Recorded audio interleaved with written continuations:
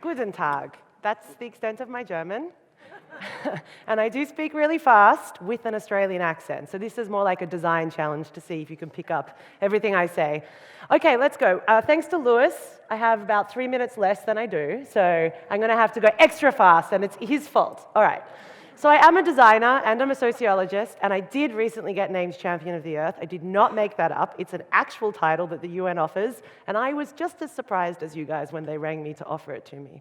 I'm extremely passionate about the role that design can play in affecting positive social and environmental change, and I'm sure this room is full of a lot of other people who share that passion. How many designers do we have in the room? Okay, cool. And the rest of you, you picked the wrong profession. Because design's incredibly powerful, right? It's one of the most powerful social influences we have. I am actually a failed designer. I studied industrial design and realized I was learning how to create crap to sell to idiots. I'm sorry. That's how I felt 15 years ago. And so now I design cognitive experiences that help people think differently about how we live in the world, our role as humans, and the way we can all use our skills to affect the kind of future we want to live in. I run a school called the UnSchool of Disruptive Design, where we teach people how to mess with the system for positive change. It's for adults, and we roam the world running pop-ups and experiences to help give people the tools to think differently. I am extremely interested in how we can think differently about the problems that we have. And I'm sure many of you are also contemplating this. And I by no means have the full suite of solutions, but I have some that I'm grateful enough to be able to share with you today. When I was awarded this funny prize from the UN, or award, whatever you want to call it, we decided to develop an everyday superheroes kit where you can have like the power of getting shit done and the power of being wrong and the power of empathy, because we realize that everybody has the agency to make change in the world. It's just the system often de-agentizes ourselves. I'm sorry, I totally use that word. I pre-warned those guys in that box there that I might use words that don't actually exist, like de-agentize. And recently, we started an ongoing project where we developed a toolkit for circular systems design to help people across the different design professions engage with the practical tools that help leverage change within your architecture, your landscaping, your fashion, your industrial, whatever sector you're in. But so basically, I'm really interested in this idea of design-led systems change. How does one individual with limited resources and power affect significant change within a big system? And I'm also extremely passionate about us all collectively challenging ourselves to participate in designing a future that works better for all of us. I'm a big fan of Buckminster Fuller. Anyone else? Seriously, I should expect all arms to go up. We're standing here at the Cradle to Cradle conference. Buckminster Fuller was probably one of the original founders of the concept of the power of design to influence change. And I too truly believe that we can change the way in which linear systems, the take, make, waste, extractionary and exploitative and destructive systems that our economy has managed to evolve into more sustainable and regenerative ones. And obviously, as we've heard today, the most influential tool in that is learning from nature, because nature just figured out, not only how to make humans, thank you very much, I'm very grateful, nature, for that, but also how to regenerate all systems. And that is really one of the most powerful tools we have, is to respect and learn from nature. But without getting too pessimistic, one of the critical factors that we need to understand as a collective species is that we have gone in the direction of normalizing waste, normalizing a system of exploitation of not only human labor, but also the resources that we extract from this beautiful planet that we all share. And that in this hyper-disposable society, we have created many externalities and unintended consequences, many of which we will discuss in this Congress whilst we're here. But how do we solve or evolve these problems? I think design caused the problem to start with, and so therefore design is part of the solution. We forget a lot how much our lives are influenced by the design world. Not just the physical materials that we engage with, but also the systems such as bureaucracy or even language is a designed system. It evolves. It's an emergent outcome of the participants. And what we design ultimately designs us. We are in a dynamic relationship with everything that humans construct in order to facilitate their needs. And if you don't believe me, you can just think of how we all now have what's called tech neck from doing this for most of our days, right? If you talk to any chiropractor, any doctor, it's now a physiological reaction to a technological intervention. right? So the world designs us, but as we design all of these things, they lose value over time, right? Like, how many cell phones have you really gone through? Let's all be honest here. In the last decade, how many are now sitting in your drawers abandoned and you feel guilty because you have no other idea of where to put them, right? I'm not even going to get you to put your hands up on this one because you'll get embarrassed. The thing is that we create these systems that are not circular in nature, they're linear, as we all know, but ultimately it's a design problem. And it's a design problem that can be addressed if we look at it from a systems perspective. We understand we have biophysical realities. But one thing that I always get in trouble for reminding people is that recycling as a solution is a very linear outcome, and it is reductive.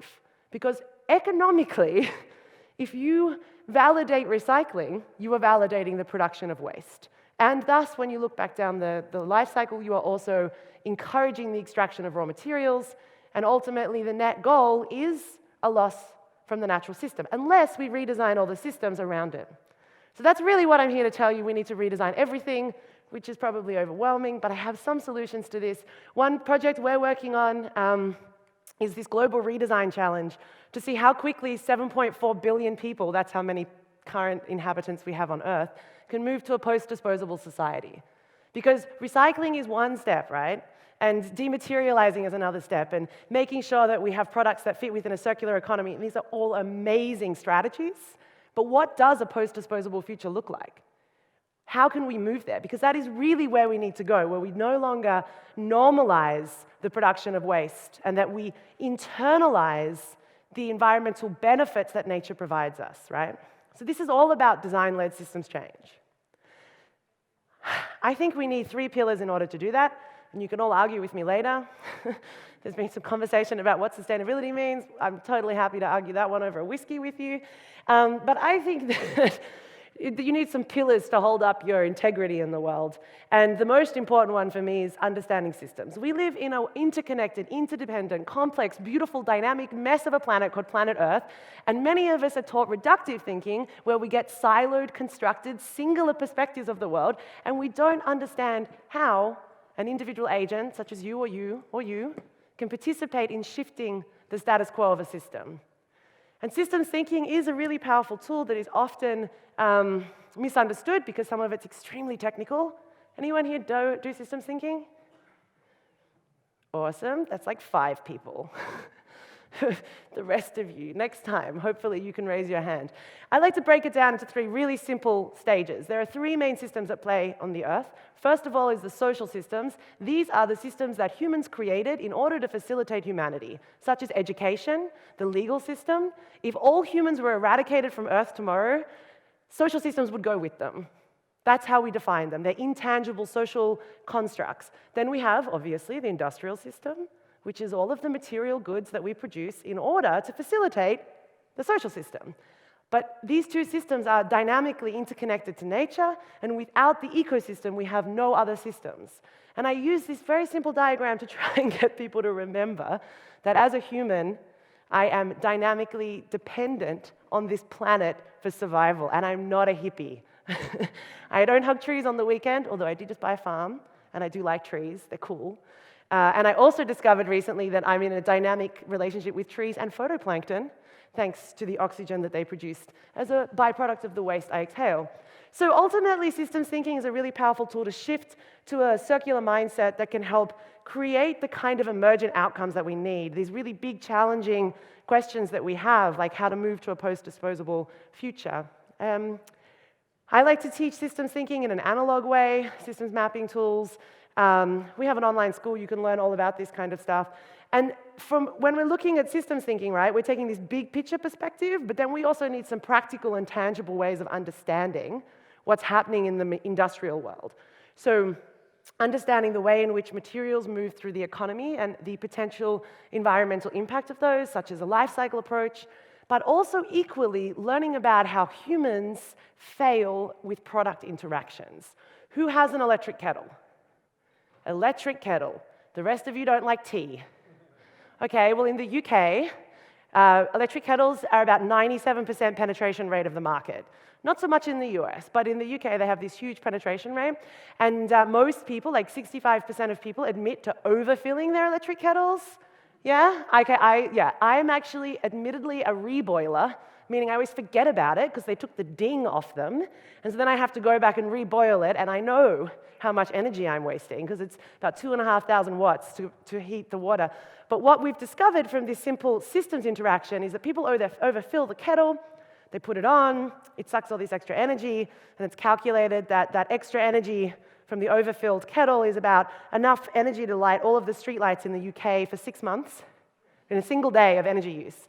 But what I find even crazier is that there's this thing called the peak energy load, where some guy is sitting in the National Electricity Company in the UK waiting for like a really popular TV show to end, and he has to buy nuclear power from France to cope with all of the people turning their kettles on at the same time. That is the impact of a single product in a big system.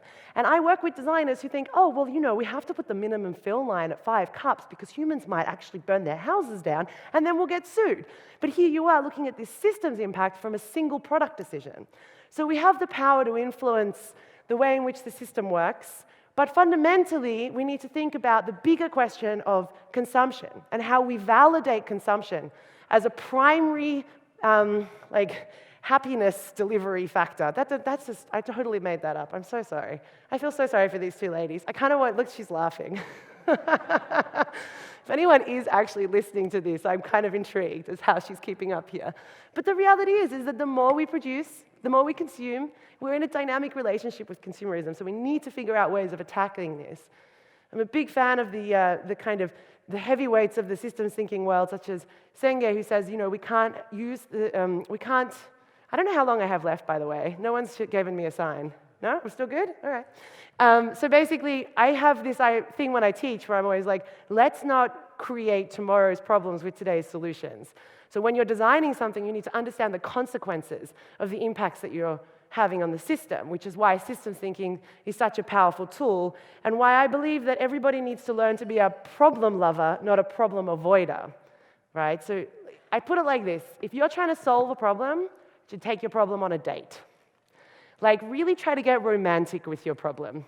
Because the more you are motivated to understand what makes that problem tick and work, the more you are capable of being able to uncover that every problem holds its own solution. So deep within the problem, you will find the random interconnected relationships that validates that problem and that ultimately give you the tools to find ways of intervening to make change. Right? And so I like to talk about flipping the scripts from the problem mindset to the opportunity mindset. I'm pretty sure a lot of people confirm this idea. And we see this over and over again. We've seen it with greenwashing and social washing, that just because you have a good intention doesn't mean you're going to lead to a good outcome. Without doing due diligence on the impacts of your decisions, your design interventions, it's often that we'll end up in a position like this guy, the guy who, do you know about this? I feel so sorry for him. So the guy who created the K-Cup, which is the coffee pod, single unit coffee pod delivery systems, he wanted to solve the problem of bad coffee and coffee waste in American workplaces. So he spent days. In fact, he had to go to the doctor. He thought he was having a heart attack. He was drinking so many espressos, tasting the coffee that they were producing. He sold his invention, the K-Cup, for $50,000, and years later regrets it astronomically because to date, 60 billion of these have ended up in landfill. Every year, 2 billion of them are sold, and he keeps telling the company how to design them to be recyclable or reusable, and they're not interested. So could you imagine waking up every morning being this guy? Good intentions don't always lead to good outcomes. That's why we need to understand the behavioral, social, systemic implications of the decisions that we make as people provoking the change that we want to see in the world. I have been questioning this concept of the role of design and how to create design-led systems change for quite a while. And so I developed a very simple methodology that you can take or leave, it doesn't bother me, either way. It's just a proposition of a very simple 3-part process of mining, landscaping, and building. In the mining phase, you seek to understand the complexities of a problem, you find all the little parts, and then in the landscaping phase, you systems map to put them together to understand the dynamic relationship that exists within the complex system, and then in building, you start to build solutions that you iteratively cycle through.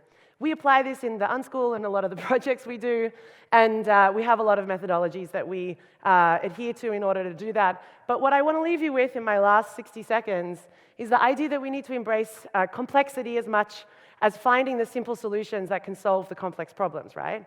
So, as Einstein said, you can't solve problems with the same thinking that got you there. So fundamentally, we need to think about how we can think on thinking. And find ways of going for substance over surface.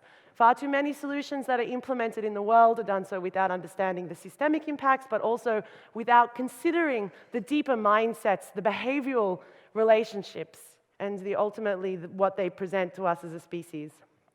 So, sorry guys. So, in conclusion, in the last 20 seconds I have, I would like to I'm doing a 90-minute session after this with my fellow people over here. You can come to that if you want. But essentially, this idea of leading systems change is about understanding that the future is undefined, that the future is made up of the individual acts or inactions of us all today, okay? So we all have the agency to affect change. And as ridiculous as that sounds, I see it over and over again, taking on the idea of the trim tab from Buckminster Fuller, that the smallest part of the system has the biggest impact within these complex systems that we exist within. And so I leave you with the challenge to think about how you can, whether you are a designer or not, help to contribute to design a world that works better for all of us. And I encourage you to consider this idea of how we can go to a post-disposable future as quickly, efficiently, beautifully, and effectively as possible. So thank you all very much for your time.